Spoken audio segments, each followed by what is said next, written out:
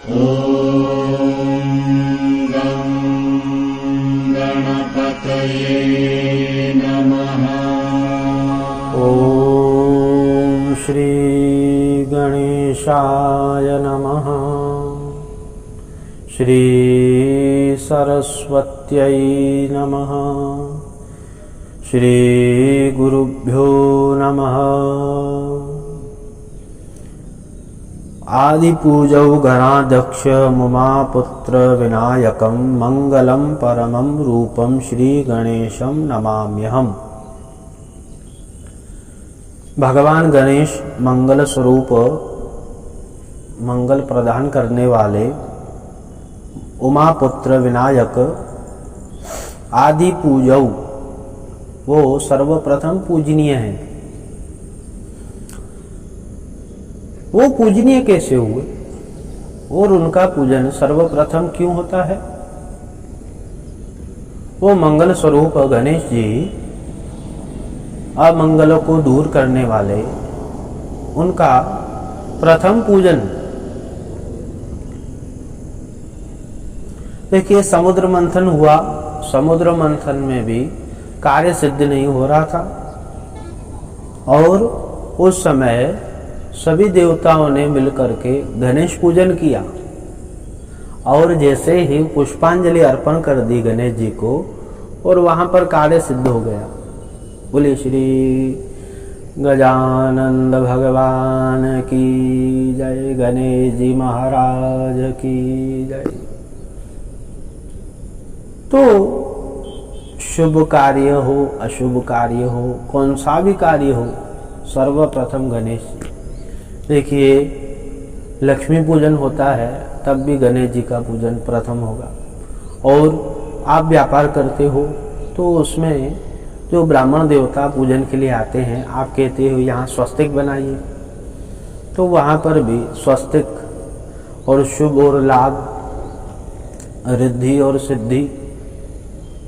तो ये जो है गणेश जी प्रथम पूजनीय कैसे हुए? अब इस संदर्भ में कथा आती है कि सभी देवताओं ने मिलकर के आपस में वार्तालाप कर रहे थे कि सर्वप्रथम पूजनीय कौन हो।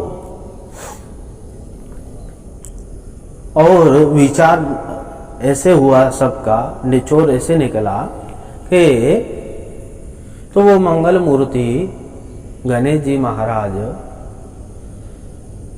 सब ने मिलकर के विचार निकाला कि जो उस पृथ्वी की जो सर्वप्रथम परिक्रमा करके आएगा वो आद्य पूजन होगा, उनका सर्वप्रथम पूजन होगा।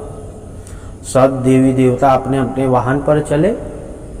देखिए, आप ये कथा सुन रहे हो, ये आपको हो सकता है कुछ अलग लगे कथा, आपके कानों में कुछ अलग कथा हो, परंतु हर एक पुराण का अलग अलग होता है। ऐसा हर एक पुराण की कथा अलग अलग होती है। कल्प वेद हरि कथा,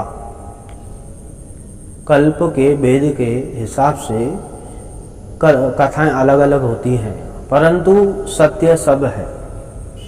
तो उन्होंने सब वाहन पर अपने अपने निकले और गणेश जी ने विचार किया, हमारा वाहन तो मूषक और उनकी चाल जो है बहुत ही धीमी है, कैसे हो? परंतु यहाँ पर उन्होंने बुद्धि का प्रयोग किया है। तो उसका तात्पर्य हुआ कि जो भी भक्त गणेश जी का पूजन करता है उनको बुद्धि की प्राप्ति होती है और उनके जीवन में कार्य सिद्ध होते हैं। तो उन्होंने क्या किया, गणेश जी ने एक पत्थर लिया, उसी पत्थर पर राम लिख लिया। राम लिख करके मध्य स्थल पर वो पत्थर रख लिया और उनकी परिक्रमा करने लगे।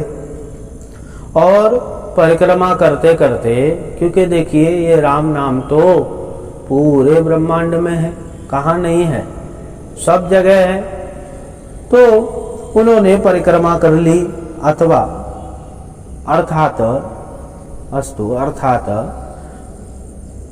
ब्रह्मांड की परिक्रमा हो गई। तो बुद्धि का प्रयोग किया उन्होंने। और देखिए तुलसीदास जी महाराज ने भी तो यही लिखा है गणेश जी के विषय में सर्वप्रथम उन्होंने भी गणेश वंदना की है। तो सभी देवता मिलकर के आए और उन्होंने विचार किया, तो हम तो इतनी दूरी से आए हैं परिक्रमा करके, गणेश जी तो यहाँ ही बैठे हैं। तो सबने कहा कि आपने परिक्रमा नहीं की। उन्होंने कहा हम तो परिक्रमा करके बैठ भी गए। सबने विचार किया कि गणेश जी का वाहन मूषक है और वो धीमी धीमी चाल है उनकी, और गणेश जी का शरीर भी स्थूल है, और वो कैसे परिक्रमा करके आए। सब विचार होने लगे, देवता आपस में देखने लगे। तो गणेश जी ने कहा, देखिए हमने क्या किया है, एक पत्थर पर राम नाम लिख लिया और उनकी परिक्रमा की।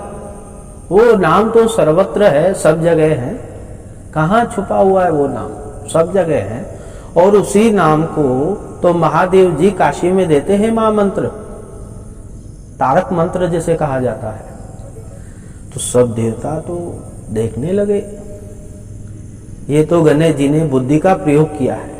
ऐसे गणेश जी हैं जो बुद्धि का प्रयोग करते हैं, इसलिए उन्हें सिद्धि और बुद्धि उनकी जो बारियां है।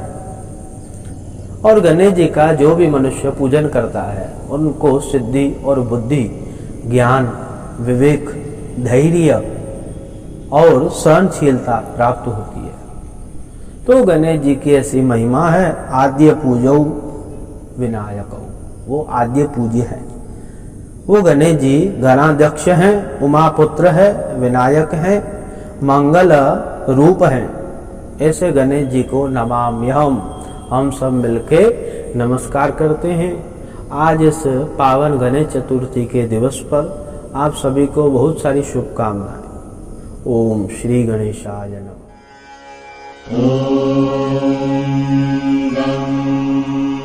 गणपतये नमः।